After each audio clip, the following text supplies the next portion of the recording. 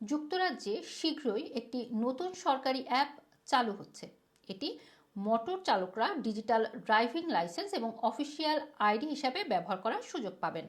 বর্তমানে plastic driving licence হারানো খুব সহজ, কিন্তু এই সিস্টেম চালু হয়ে গেলে আইডি কার্ড হারানোর কোনো ঝুঁকি থাকবে না। এছাড়া এতে 450 মিলিয়ন পাউন্ড সেভ হবে।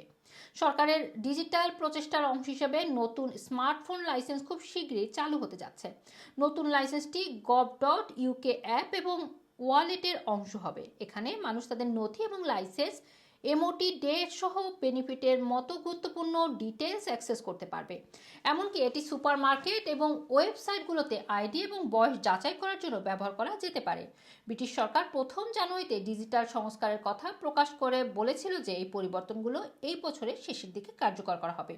তবে এই সামারে ব্যবহারকারীদের জন্য ডিজিটাল ওয়ালেট সিস্টেম চালু হতে যাচ্ছে। এই অ্যাপটিতে প্রথমে অ্যাক্সেস পাবেন প্রবীণরা। তারাই প্রথম ডিজিটাল ভোটেরান কার্ডের জন্য gov.uk ওয়ালেট ব্যবহার করতে পারবেন। এরপরে ডিজিটাল ড্রাইভিং লাইসেন্স একটি প্রাইমারি এডিশন আসবে, তবে এখনও সঠিক তারিখ ঘোষণা করা হয়নি। ট্রান্সপোর্ট সেক্রেটারি হাইডি আলেকজান্ডার জানিয়েছেন এটি লাখ লাখ মানুষের জন্য একটি গেম চেঞ্জার হবে।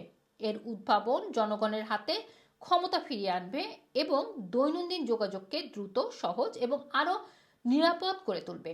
এর মাধ্যমে পাবলিক সার্ভিস সকলের জন্য কার্যকর করার প্ল্যান বাস্তবায়ন হবে। এদিকে চালকরা চাইলে ড্রাইভিং লাইসেন্সের পুরনো আইডি সিস্টেমে থাকতে পারবেন, এজন্য কাউকে বাধ্য করা হবে না।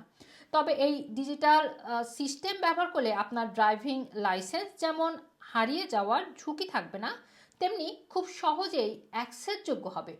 এছাড়া অ্যাপটির সিকিউরিটি সিস্টেম অনেক উন্নত মানের হবে বলেও এর মধ্যে জানানো হয়েছে। তবে এনক্রিপশন এবং 2 ফ্যাক্টর নোটিফিকেশন সিস্টেম থাকবে, ফলে জালিয়াতি করা কঠিন হবে। রোমানা রাখি, রানার টিভি, লন্ডন।